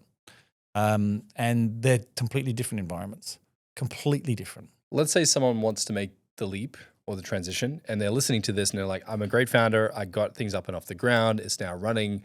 I would like to go the whole mile. What should they be introducing to their skill set as an entrepreneur? This is where having investors or a board of some type is probably the most helpful thing, because you need people to highlight what you can't see, because founders are not great at being critical of themselves. They think they are. It's part of the problem. They're actually not, but they think they are, which is part of it's literally part of the problem. They're stuck in that loop where they think they know what they're bad at, but they really don't. I think ultimately, if you're going to have a kind of exit that's going to be significant, we all have heard this 100 times, the business needs to be able to operate without you. So for the business that needs to be operate without you, you need systems, process, compliance, you need people taking responsibility, you need, those are things most founders hate, which is what gets them the ability to get to that place, because they're able to build in this incredible environment of crazy ambiguity where anything goes. It's very hard to be able to be successful in that and be successful in that. I think the ones that can are probably just, I don't even know if you can learn it. I think it may be just the ability to do that. They may be not great here, but understand they're not great in early stage. So they bring people in to help them through early stage. And they're not great here, but they still bring people in. So they're kind of, this sounds really bad, but you could say they're a little bit pedestrian. They kind of average at everything, but they know how to get people to help them through all three parts of the journey. Yeah. Whereas if you're really good here, you can't be really good here, because you just can't. It's a different person altogether. Yeah, I liken it to like the journey, because I went through this stage myself recently, and it felt like I needed to really amplify the substance of the business. Like I really had to push and turn everything up to 11. Like it was like, I can't just do average branding. It has to be exceptional. I can't do average logos. It has to be exceptional. Like to do that, we needed processes, we need rigor, we needed to upskill the Accountability, team. KPIs, measurement, Massive, data. yeah. Data, tracking, numbers. Like I sucked at these things, but I was like, I'm going to become obsessed with this stuff. You can do that, right? You can do that. But then when you're doing that, that takes a lot of time, and then the other part suffers. It's a tough one, right? But you need people around you. You always need people around you. The remedy I found that helped me through that was like, just simplify this shit. Like, don't get too crazy. Don't get too, like, simplify the problem for what it really is. And that's my mantra, right? Simplify. Yeah. And there's a quote I got here, and I wanted to read this out to you and see what you thought about this. And it's, when you're forced to be simple, you're forced to face the real problem. When you can't deliver ornaments, you have to deliver substance. Paul Graham. That's a good quote. Think about a complex problem you had, and then you go, well, hold on. Why are we talking about this? We know that the fundamental problem is this person's not doing that, and that's why all this is fucked up over here. So why don't we just fix that? Everyone's had conversations like that. So rather than building technology around a person, just get rid of the person. Yeah. Or well, potentially, absolutely. But yeah, I mean, it's how many times you see, let's bring it back to basics. How many sports people who aren't doing something right, these swings not right in golf, whatever it is. Let's bring it back to basics. It's always, let's bring it back to basics. That's exactly what that quote's saying. Simplify it, bring it back to the bare minimum, and then work up from there. And something that we talked about earlier, I want to bring back is the idea of reflection. So you've called the founder's journey a bloody roller coaster, and that you say reflection helps smoothen out the highs and the lows. Why is reflection so important for the founders, and why is it so rare for people to truly sit down and reflect? 2 reasons. First one, we don't do that in this world. We're always striving, pushing, driving, right? If you're going to be successful, you've got to keep pushing. You've got to keep going to the next thing. As soon as you've achieved one goal, you got to go to the next goal, right? You got to, you got to have segments. You got to have a roadmap. Everything's always about moving forwards. We've talked about the need for humans to always feel like they're moving forwards. It's not natural for us to look back. No one wants to hear anyone say like the good old days, right? No, just nobody ever wants to hear that line. Even the person saying it hates themselves inside, I think, deeply.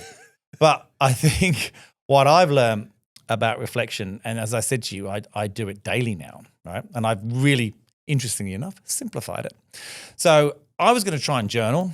That seems so complicated to me, buying a book and writing long things. I'm out, right? Straight away. Not happening, can't be bothered. It's just not me. And then I read that book that we've spoken about before called The Gap and the Gain. And the one main thing, and there's so much good insight into that, right, about how to reframe everything. But the major thing that I took away from that has literally changed my life is every day I get up.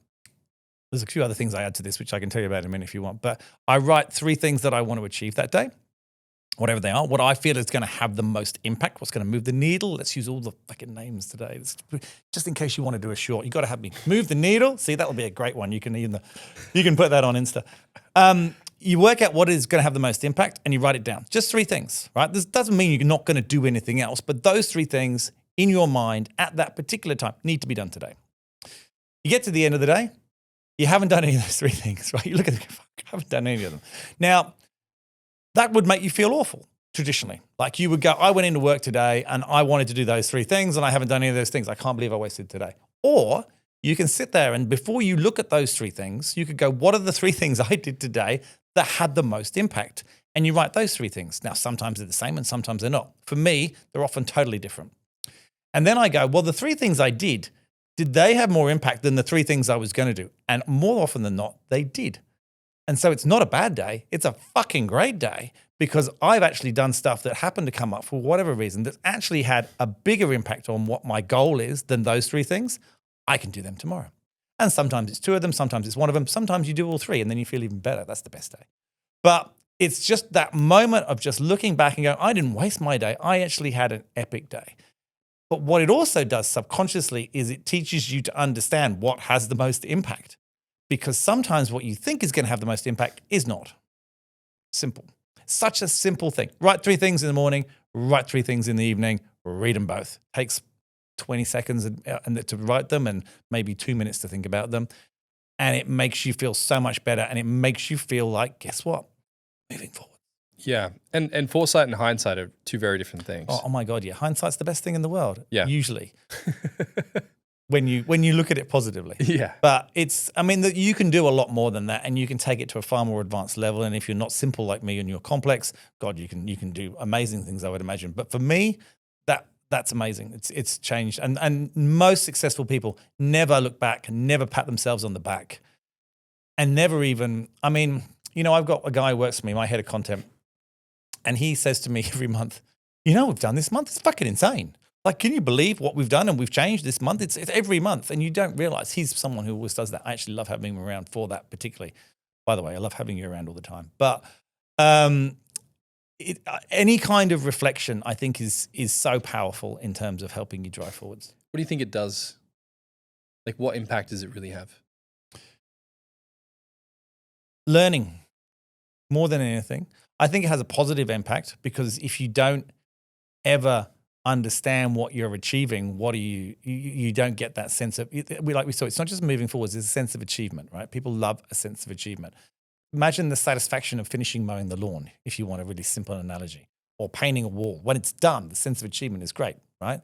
The same thing in business. If you've done something and achieved it, you should look at it and go, great, that was good that I did that. And it builds your confidence in yourself to be able to do stuff, because you realize how much you're doing. And if your confidence builds, then you achieve more, and you get in the positive spiral up. Yeah. Last question. Ever? Of course not. I'm sure we'll have plenty of conversations to come. When you think about your daughter seeing this interview in 20 years to come, what do you want her to understand about the truth of success? That's a powerful question. My daughter's 17, so she quizzes me on lots of things. She's actually beginning to listen to me now, which is exciting. So in 20 years, she'll be 37. I want her to watch this and understand that it's really hard, but making it look easy is important. Why? Because when you're a leader, if you look panicked, if you look out of control, if you don't look relaxed, guess how your team feel? If you look like you've got it under control and you're relaxed, they feel that and they perform better. And if you're going to build anything, you need them to perform at their best. You weren't expecting that answer, were you? I think it's prolific, and I think it's true. You have to.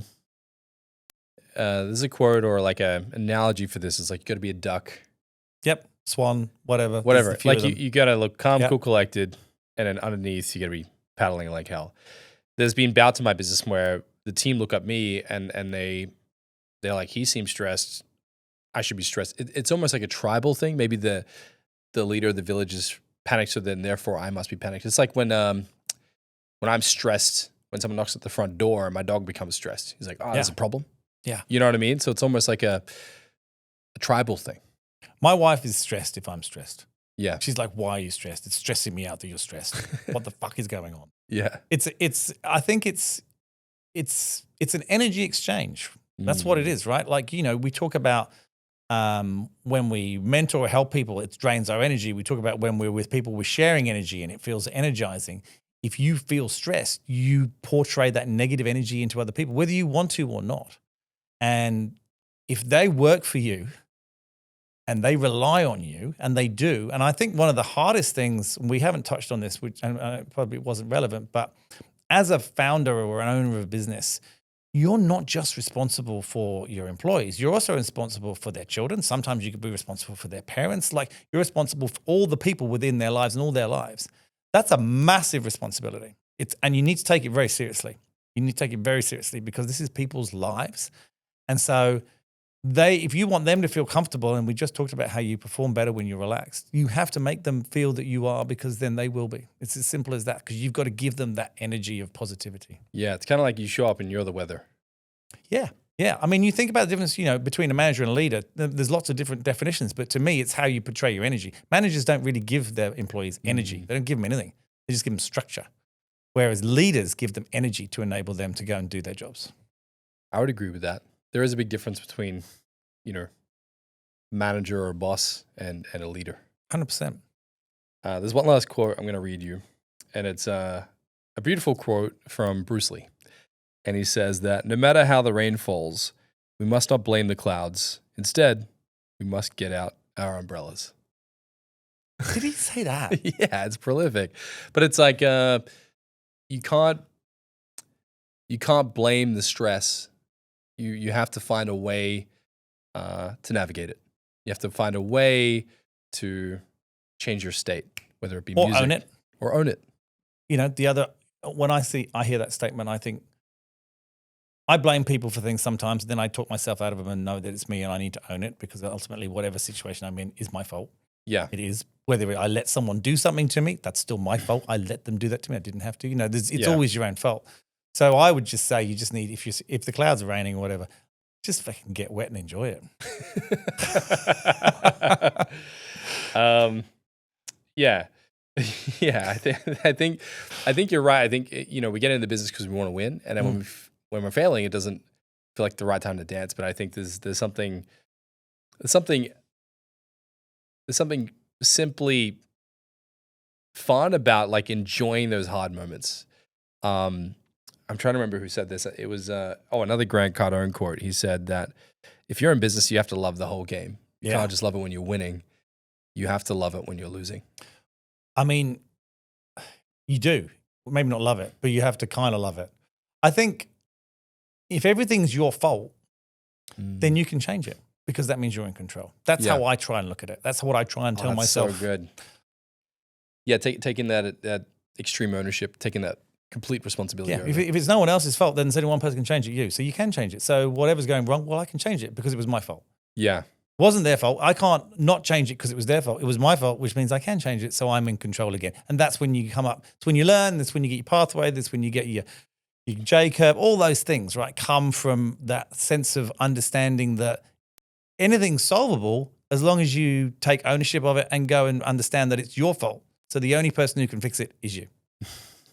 In closing here, this is a question we always end the show with. And the reason I started it was because I'm a guy who owns an agency, who takes massive agency, and I wanted to blend the two together. For you, what does it mean to take massive agency?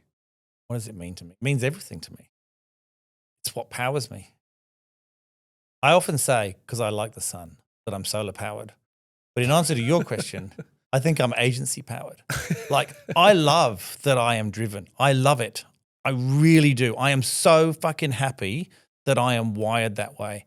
I look at people that aren't and I feel really sorry for them. I probably shouldn't, because they're not bothered by it. But for me, I can't say this because I don't know. I would be so sad if I wasn't driven. I love being driven. I love having huge amounts of energy. I love doing things that other people don't want to do. Why? That's probably why. Where does that come from for you? Because I enjoy it. I enjoy being different. I enjoy working with people. I enjoy being my own. I enjoy it all. I enjoy everything about my life. My life has been crazy up and down, and it hasn't necessarily worked out the way that I would have thought. But I wouldn't change anything. I have loved all of I love my life now. I really do. Even things that are going wrong, I kind of love it at the same time. I just really enjoy myself 99% of the time. And I love the fact that I do. I love that I have optimistic. I love that I'm positive. I love that I can push through barriers. I love that people like me. I love that I have no hair. No, I don't like that. It's the only thing I don't like. Actually, it doesn't bother me. But no, I really do. I don't want to sound a positive person because I don't think I am. I just really enjoy things. I think there's something to enjoy in everything, and it's pretty easy to find it. I really enjoyed this. Good. This has been a really fun conversation. I'm in admiration of what you're building. I'm awestruck by the magnitude of the detail you put into everything that you touch with your businesses, and you certainly surrounded yourself with very intensive, like-minded people, and it tells that you're only going to find a way to make this work. Hopefully. If there were anyone I'd met that can make what you're building work, I think you're the guy to do it. But it's been a pleasure, and I'm sure we'd love to have you back in the future, but Genuinely, thank you so much for being here. I'm coming back just to sit in these chairs again. I've really enjoyed it. You've asked me questions that no one has ever asked me, ever, which I love. And I think I said to you before, my favorite thing in the world is to sit on stage and not tell anyone anything, but just have everybody ask me whatever the fuck they want to ask me from every corner. And I could sit there and do that for days. I really enjoy that. Well, you're a natural and you're a talent, and I can tell you enjoyed it. That was good. And we had snakes. We had snakes. We did have a break. We did have some chocolate mollies. Yeah. Snakes. And we both like the green ones. It's so wild. I've never met that before. Yeah. Yeah. Everyone's like, oh, why you know not what we the should red do? ones? Let's start a business where we just make green snakes. 100%. Well, what should we call it? Green snakes? Green eyes. Green eyes, I like. Green, I always like brands that just, it says what it does on the tin. Green snakes. And we'll put them in a tin. No one's ever put snakes in a tin. Fuck it, let's do it. I'll brand it. Yeah, you brand it. I'll eat them. We'll be fine. Do you know what I mean? 100% was making it work. It's been a pleasure, man. Thank you so much. Pleasure.